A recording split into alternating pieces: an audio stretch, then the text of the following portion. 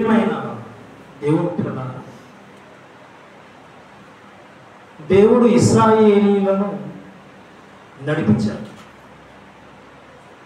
దేవుడు ఇశ్రాయేలీయులను నడిపించాడా? నడిపించాడు. నడిపించింది దేవుడే. అయితే దేవుడు మనుషుల ద్వారా నడిపిస్తాడు. ఆ రోజు ఇశ్రాయేలీయులను నడిపించిన దేవుడు ఎవరి ద్వారా నడిపించాడంటే మోషే అహరోనుల చేత. కీర్తన గ్రంథం 77వ అధ్యాయం. కీర్తన గ్రంథం 77వ అధ్యాయం 20వ వచనం చదువుకున్నాం పిల్లలు. కీర్తన గ్రంథం 77వ అధ్యాయం 20వ వచనం. మోషే అహరోనుల చేత నీ ప్రజలను మందవలే నడిపించితివి. ఒక గొర్రెల కాపరి గొర్రెల మందను ఎలా అయితే తోలుకొని అలా నడిపిస్తూ వెళ్తాడో భక్తులు చెబుతున్నా, ప్రభువా నీ ప్రజలైనటువంటి ఇశ్రాయేలీయులను నువ్వు నడిపించావు. అయితే మోసే అహరోనులను నాయకులుగా ముందర పెట్టి నువ్వు నడిపించావు. ఇశ్రాయేలు యొక్క ప్రయాణము అరణ్యంలో కొనసాగింది.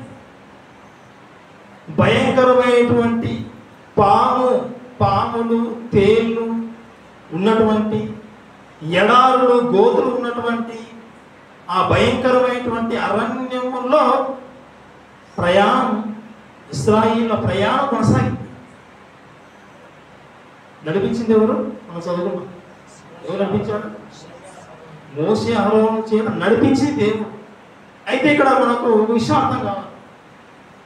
దేవుడు నడిపించాడు కదా, ఈ నడిపించిన దేవుడు ఇశ్రాయేలీయులను అరణ్య ప్రయాణంలో భయంకరమైనటువంటి పాము తేళ్లు ఇలాంటి విషసర్పాలు ఉన్నటువంటి అరణ్యంలో ఎందుకు నడిపించాలి?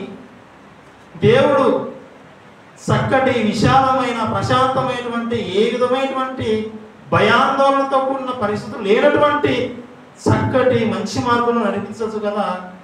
బాగుపడే విధంగా, నీళ్లు లేని విధంగా, ఆహారం కూడా దొరకని పరిస్థితులతో అలాంటి పరిస్థితుల్లోకి వెళ్ళిపోయేటువంటి అలాంటి ప్రయాణం వీరికి ఎందుకు వచ్చేసింది? దేవుడు ఎందుకు వాళ్ళకి ఈ ప్రయాణం పెట్టాడని కొంత ఆలోచన వస్తుంది.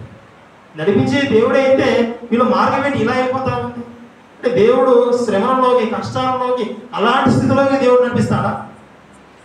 దేవుడి యొక్క ఉద్దేశం ఏంటి? మనం ఏం తెలుసుకోవాలి?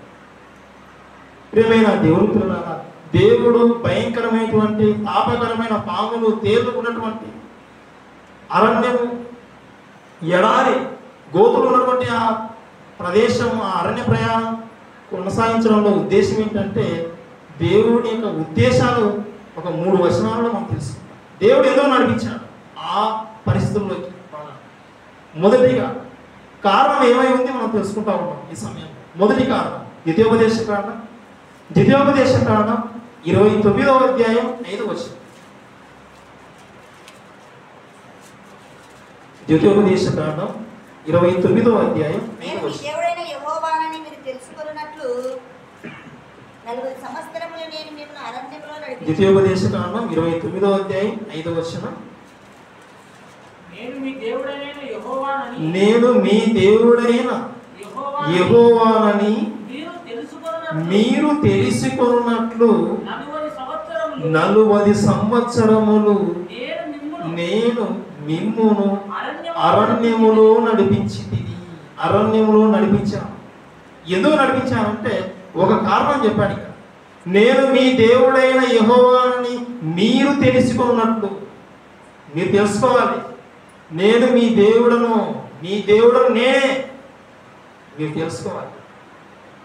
నా గురించి మీరు తెలుసుకోవాలి. అందుకే అరణ్యంలో ప్రయాణం మీకు వచ్చేసింది.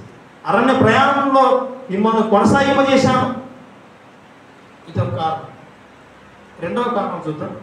ద్వితీయోపదేశ కారణం, ఇదే పుస్తకం ద్వితీయోపదేశ కారణం 8వ అధ్యాయం 2వ వచనం.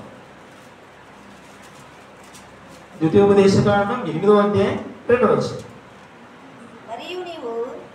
మరియు నీవు ఆజ్ఞలను కైకొందువో లేదో ఆజ్ఞలను శోధించి మరియు నీవు ఆయన ఆజ్ఞలను గైకొందువో లేదో నిన్ను శోధించి నీ హృదయములో ఉన్నది తెలుసుకొనుటకు నిన్ను అనచు నిమిత్తము అరణ్యములో ఈ 40 సంవత్సరములు నీ దేవుడైన యెహోవా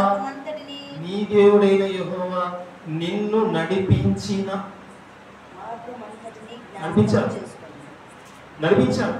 ఎందుకు నడిపించావు ప్రభువా మమ్మల్ని అరణ్య ప్రయాణంలో అని ఇశ్రాయేలీయులు అడిగితే ఇశ్రాయేలీయులకు దేవుడు చెప్పే మాట, రెండవ మాట ఇదే.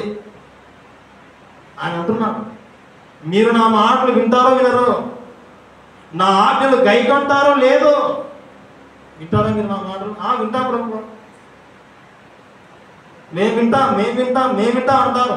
మీరు వింటారో లేదో, మీకు కష్టం పడితే మీరు శ్రమలోకి వెళ్ళిపోతే అప్పుడు తెలుస్తుంది.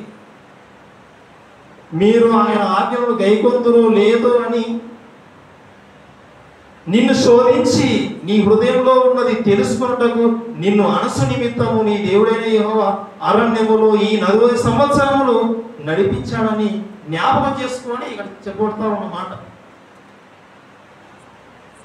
మొదటిగా చదువుకున్న మాట ఏంటంటే, నేను మీ దేవుడునని మీరు తెలుసుకోవాలి, అంటే నా మనసు మీరు తెలుసుకోవాలన్నాడు మొదటి మాట. ఇక్కడ వచ్చేసరికి మీ మనసులో ఏముందో మీ హృదయాన్ని శోధించి మిమ్మల్ని అంచేస్తాను, అప్పుడు మీ మనసులో ఉన్నది ఏదో నాకు తెలిసిపోతాను.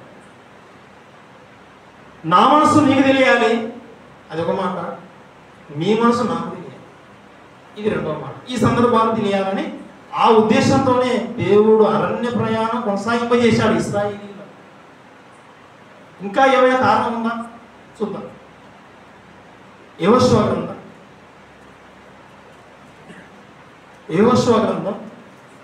5వ అధ్యాయం 6వ వచనం. యెహోషువ గ్రంథం 5వ అధ్యాయం 6వ వచనం. యెహోవా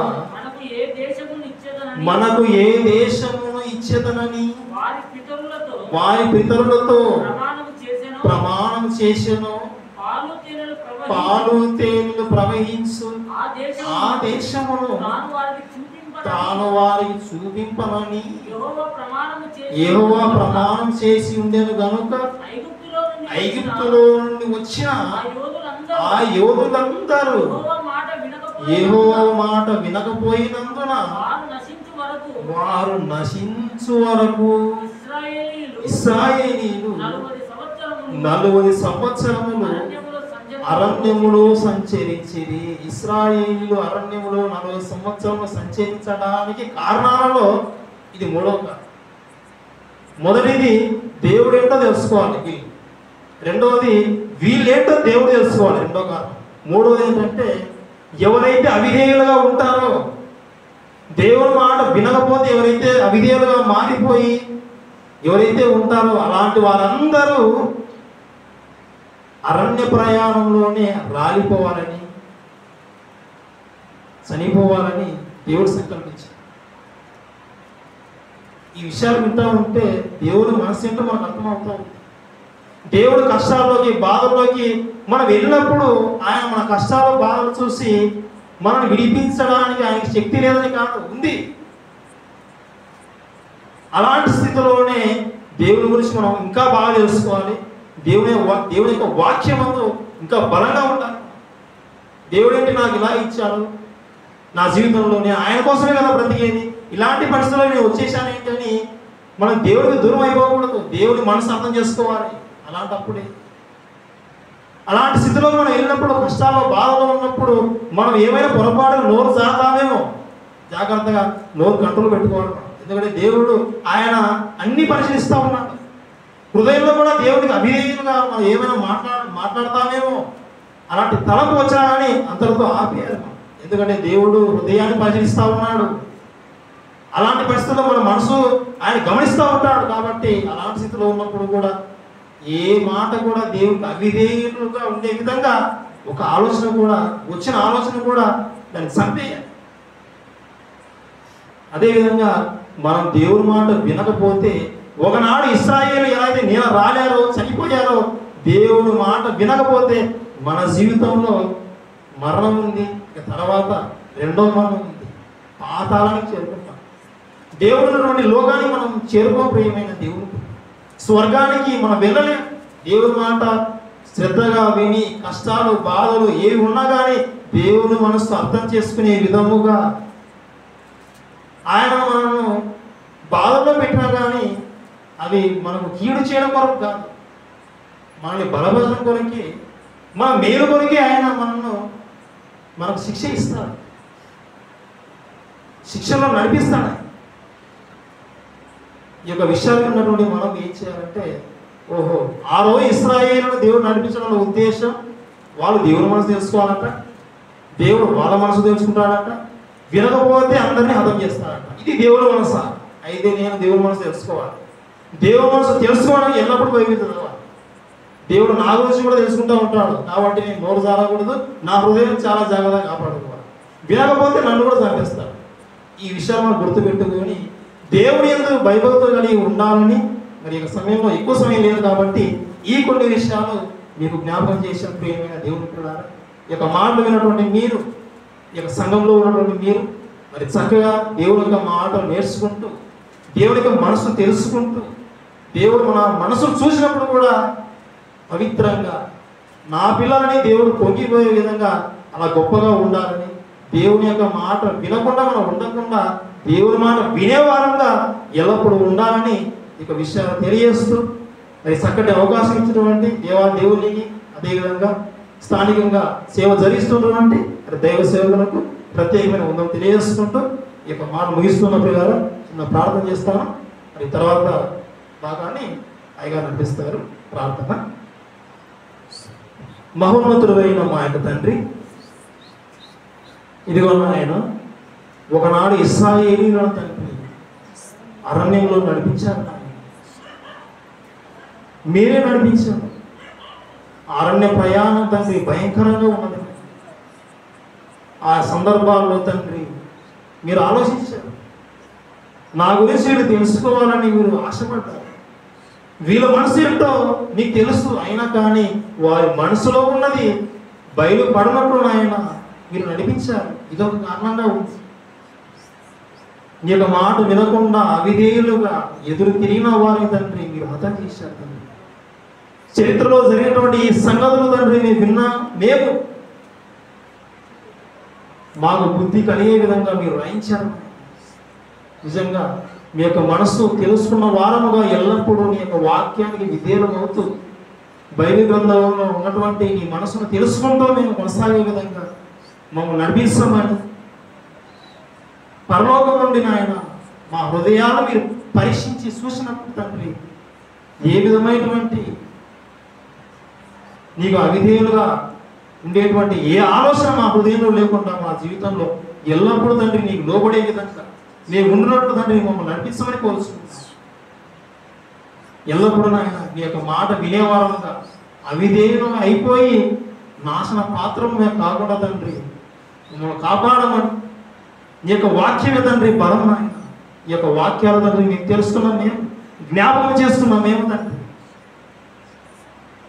నీకు లోబడి తండ్రి నీ యొక్క వాక్యానుసారంగా మరి పయనించడానికి తండ్రి మమ్మల్ని పురిగొల్పమని, ఇంకా తెలుసుకోవాల్సిన మాటలు తండ్రి ఎన్నో ఉన్నాయి తండ్రి, వాటన్నింటినీ మేము తెలుసుకొని ఆ రీతిగా నడుచుకుంటూ తండ్రి పరమందు ఉన్నటువంటి నిన్ను సంతోషం పెడుతూ ఈ యొక్క జీవితాన్ని ముగించుకొని మరణం అనంతరం ఆయన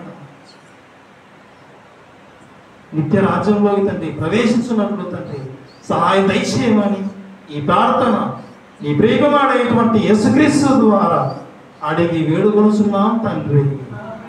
ఆమేన్.